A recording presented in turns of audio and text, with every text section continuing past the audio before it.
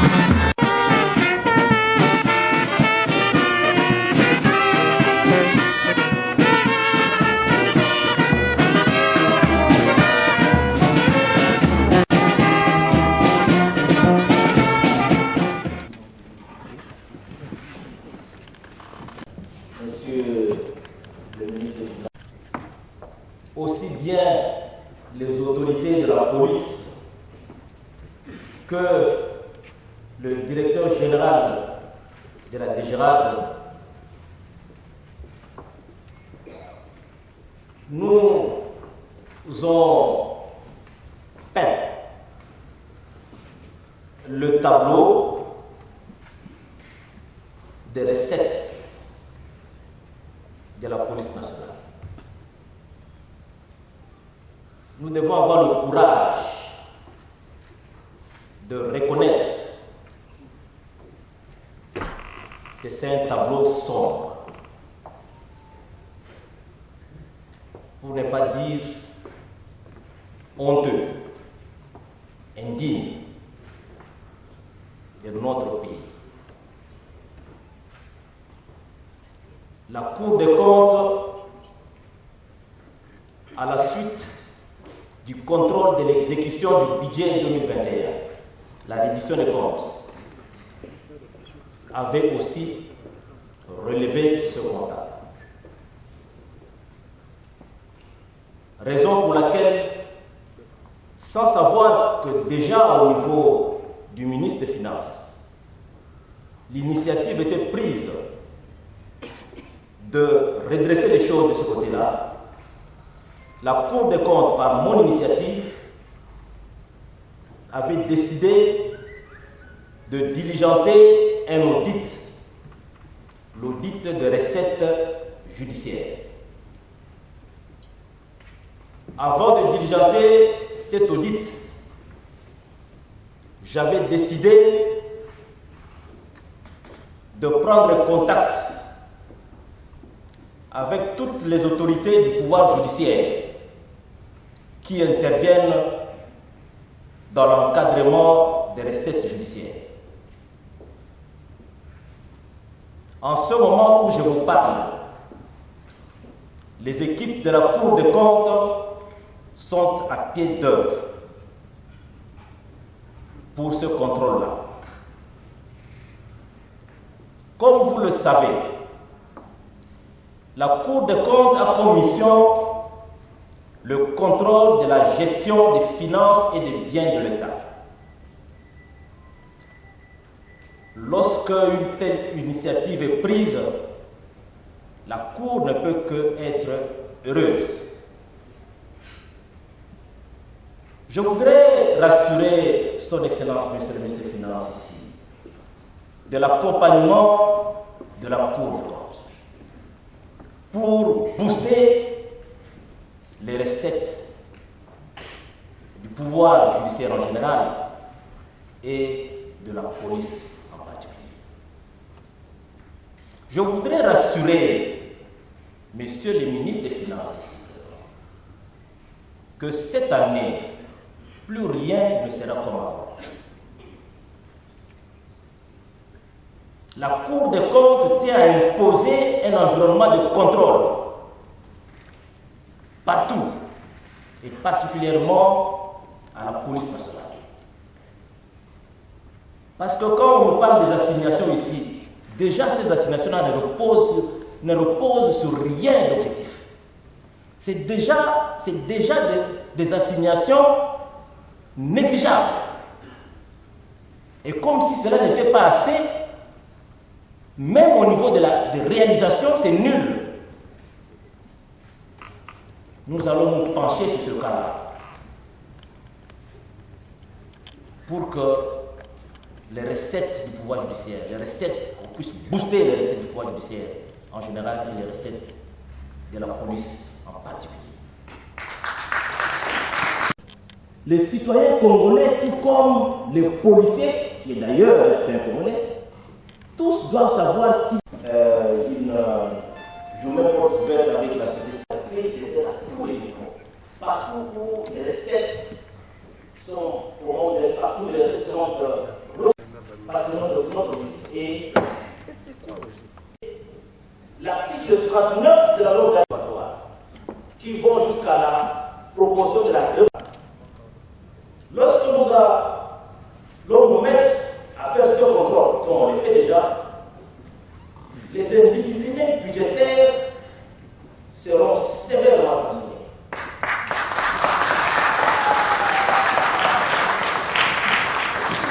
Et avant d'arriver à la sanction pénale, les indisciplinés budgétaires seront déjà sanctionnés disciplinairement.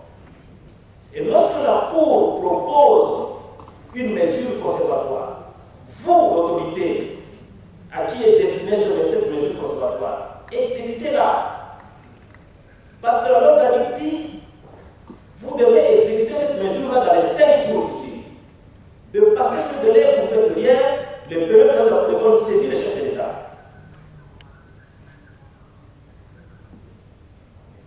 Voilà la vision de la Cour des comptes. Voilà comment la Cour des comptes entend accompagner notre gouvernement pour que cette année, déjà, beaucoup d'efforts sont fournis au niveau par les ministres des Finances.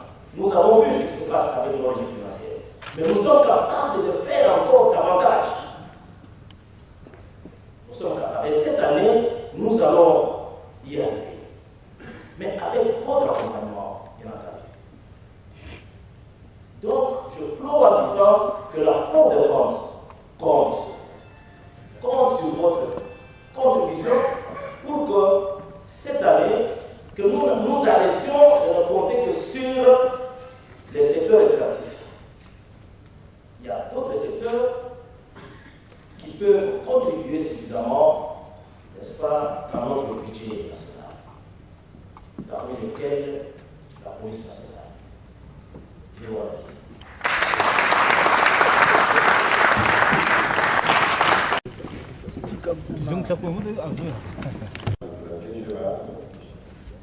Monsieur l'inspecteur général des finances, chef de service adjoint, monsieur l'inspecteur général de la police adjoint, mesdames et messieurs, en vos titres et qualités respectifs, distingués invités. Lors de son discours sur l'état de la nation, son Excellence, monsieur le Président de la République, chef de l'État, a insisté sur la nécessité de dépasser le niveau des recettes mobilisées en 2022 pour donner à notre pays les moyens financiers de son développement. Et sous le pilotage de son Excellence, monsieur le Premier ministre, chef du gouvernement, le ministère des Finances que j'ai l'honneur de diriger est resté déterminé à améliorer le niveau des recettes dans tous les secteurs, y compris celles générées par la police nationale congolaise. C'est donc dans ce contexte que j'ai le réel plaisir de piloter cette campagne de mobilisation, maximisation et de canalisation des recettes générées par la police nationale congolaise au profit du Trésor public. Mesdames et messieurs, distingués invités, les discours prononcés aujourd'hui nous ont rappelé que la police nationale est l'un des piliers pour le rétablissement de l'autorité de l'État. nécessite de voir la cohésion, l'engagement coordonné de tous ceux qui ont pris la parole ce jour pour voir émerger cette catégorie de recettes qui, comme cela a été dit, est très en deçà de son potentiel à l'heure actuelle. La police a la mission d'assurer l'ordre public dans ses trois composantes, à savoir la sécurité, la tranquillité et la salubrité publique. Et comme police de circulation entière, elle est le maillon essentiel pour réduire le taux de décès provoqué par les accidents de circulation. En plus de ces missions, la police nationale est aussi un service d'assiette, avec une mission de canaliser au trésor public, à travers la Banque centrale, toutes les recettes collectées au titre des taxes, amendes, contraventions, constatées par les policiers dans l'exercice de leur mission. La police nationale est aussi un service dépensier. Elle reçoit les frais de fonctionnement, l'État paye les salaires des policiers et elle réalise des investissements pour lui permettre d'exercer ses missions d'ordre public. Il est cependant fort malheureux de constater que, suivant les données des différentes lois de reddition des comptes, la police nationale est parmi les services d'assiette qui enregistrent des contre-performances chroniques et criantes en matière de mobilisation des recettes, alors qu'elle regorge d'un potentiel fiscal.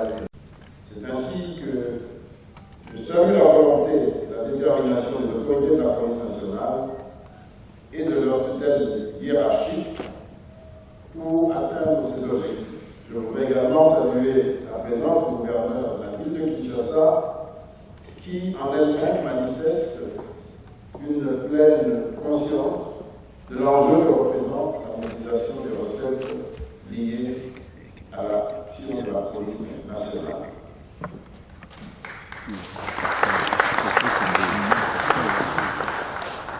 En effet, la mobilisation des recettes par la police nationale est d'abord une obligation constitutionnelle et légale, car notre Constitution, en son article 183, dispose que la police nationale est au service de la nation congolaise. De ce fait, elle sert la nation tant au niveau de la sécurité que de la mobilisation des recettes. C'est ainsi que l'ordonnance loi numéro 18003 fixant la nomenclature des droits, taxes et redevances du pouvoir central énumère les actes générateurs des recettes à l'initiative de la police nationale congolaise. Et le Parlement fixe chaque année, à travers le budget de l'État, les assignations des recettes à réaliser par la police. Voilà pourquoi je compte particulièrement sur les recettes de la police nationale pour mettre en œuvre ma politique d'élargissement de la base fiscale et de diversification des sources de recettes afin de réduire, comme cela a été dit tout à l'heure, notre trop forte dépendance au secteur minier. Parce que chaque recette compte, aussi minime soit-elle. C'est la somme des infiniment petits qui fait l'infiniment grand. Et les grandes rivières sont composées de petits ruisseaux.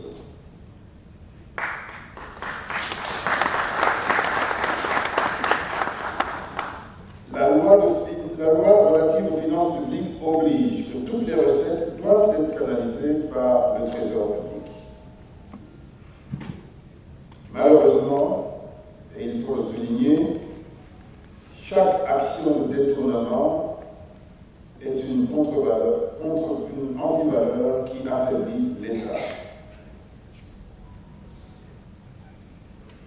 Chaque fois qu'un montant, aussi minime soit-il, n'est pas orienté vers le Trésor, c'est une attaque à l'action que mène le gouvernement, c'est une attaque à l'action pilotée, à la vision politique portée par le chef de l'État, et c'est une attaque contre nous-mêmes. Nous devons mettre fin à cet état d'esprit. Et je crois que tous les discours qui ont été prononcés ici expriment une conscience totale de cet enjeu, celui du changement des mentalités.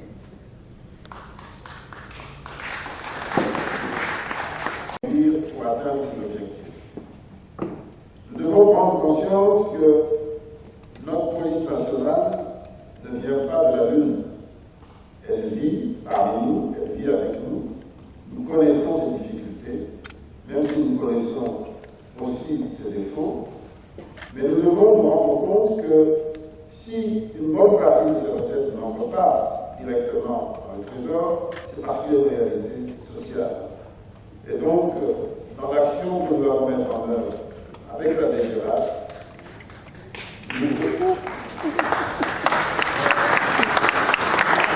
nous possessions issues de ces taxes. Mais pourra-t-elle tenir 4 semaines pour attendre une rétrocession alors que chaque jour, chaque soir, elle rentre chez elle avec quelques billets en poche? Nous devons travailler en toute franchise, en nous regardant les yeux dans les yeux et en mettant en place un système particulier pour relever tous ces défis.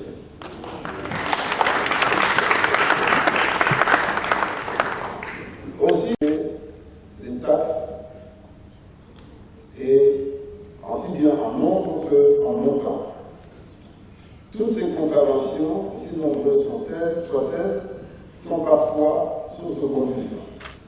En même temps que les montants fixés par des arrêtés sont, de mon point de vue, parfois exorbitants.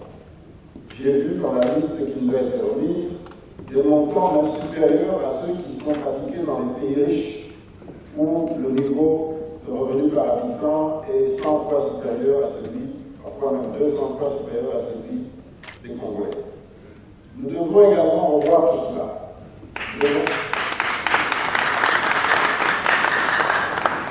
Nous devons faire une analyse approfondie pour nous assurer que les montants des amendes réclamées soient les plus pertinents, les plus en phase avec nos réalités.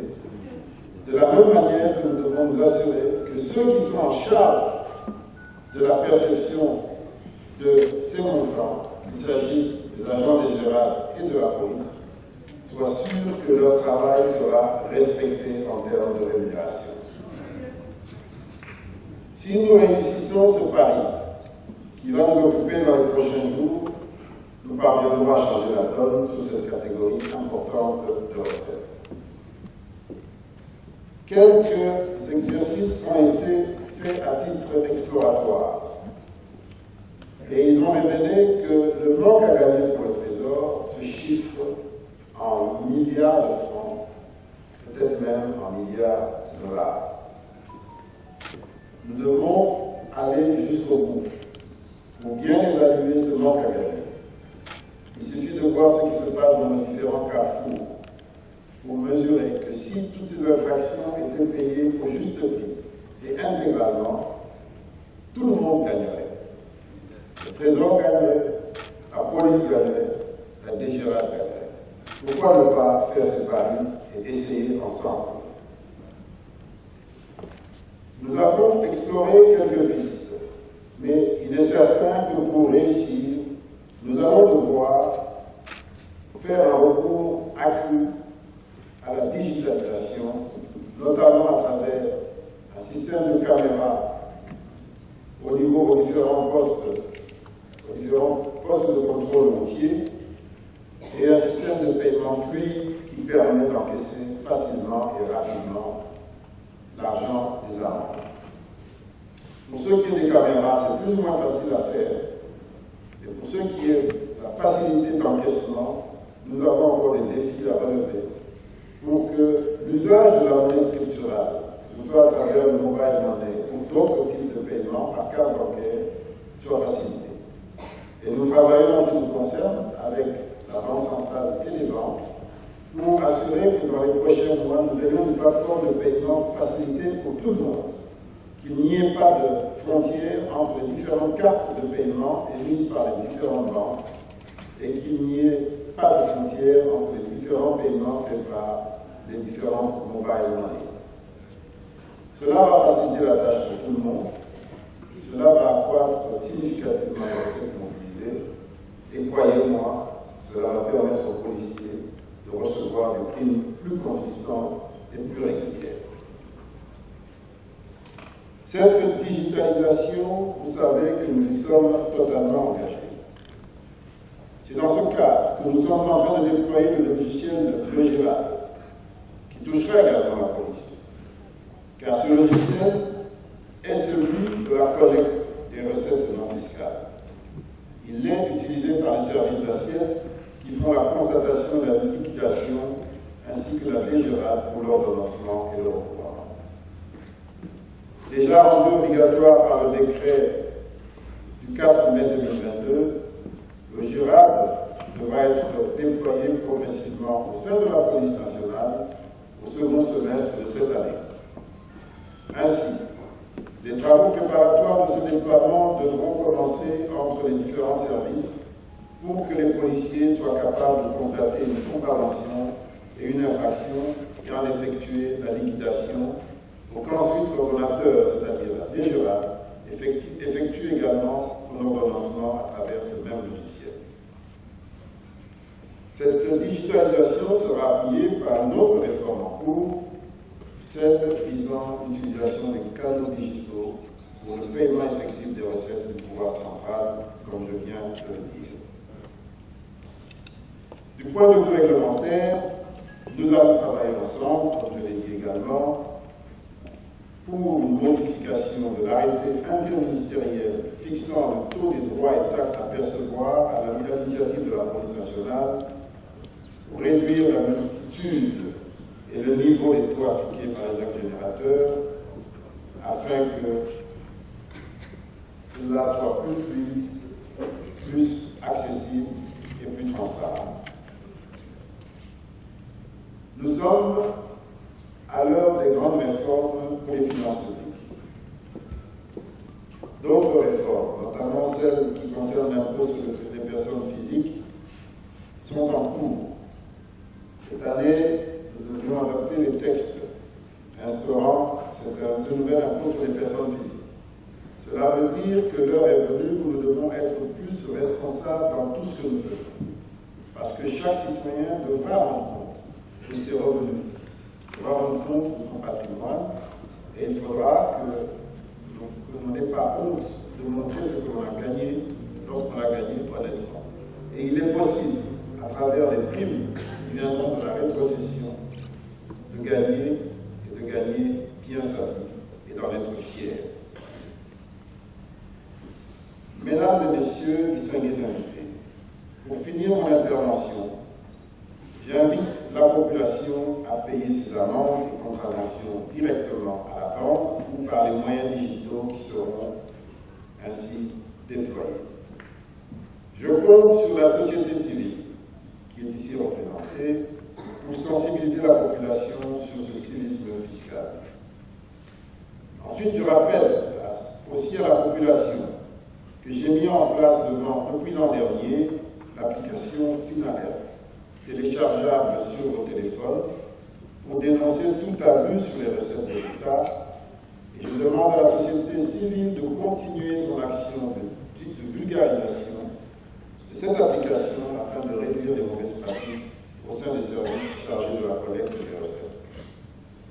Enfin, je félicite la cordiale collaboration qui s'installe entre la police nationale congolaise et la direction générale des recettes administratives et domaniales et de participation. Cette collaboration se matérialise par l'organisation de cette campagne de sensibilisation qui, je l'ai dit tout à l'heure, n'est qu'un premier pas, un lancement. Je vous demande de maintenir cette collaboration pour mettre en œuvre les réformes que je viens d'évoquer.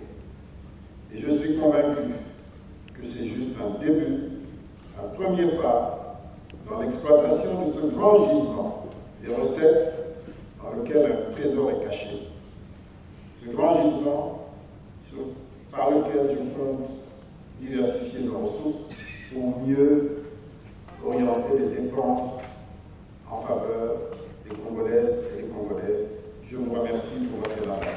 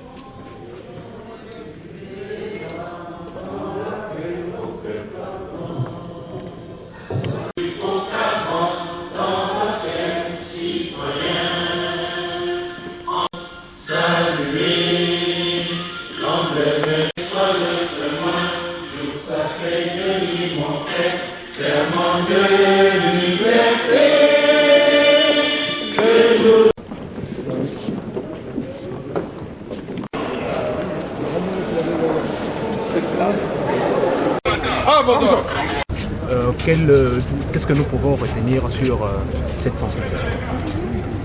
Il faut retenir que l'initiative est à louer. Tout ce qui va dans le sens de favoriser la mobilisation des recettes doit être loué, félicité. Donc nous sommes venus ici pour encourager cette initiative qui a été prise par le ministre des Finances et aussi la DGRAT. Alors, à part la mobilisation des recettes, comment faites-vous pour lutter contre le coulage de ces recettes? Il y a 2 jours passés, la Cour des comptes avait organisé une journée portes ouvertes avec la société civile. À cette occasion-là, la Cour avait détalé ses stratégies pour arriver à, comment dirais-je, à lutter contre le coulage des recettes. Donc je vous exhorte, n'est-ce pas, à suivre, à écouter ces discours-là qui passent, n'est-ce pas, dans nos différentes chaînes de télévision. Suivez ça, vous serez informés de tout ce que la Cour des comptes a mis en place comme stratégie qui devront en principe lutter contre le coulage des recettes. Merci. Merci.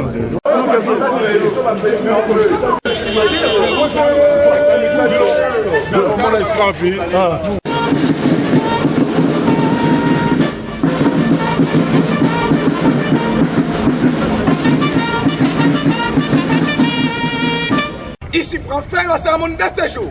Plus rien à vos ordres. Merci. À vos ordres.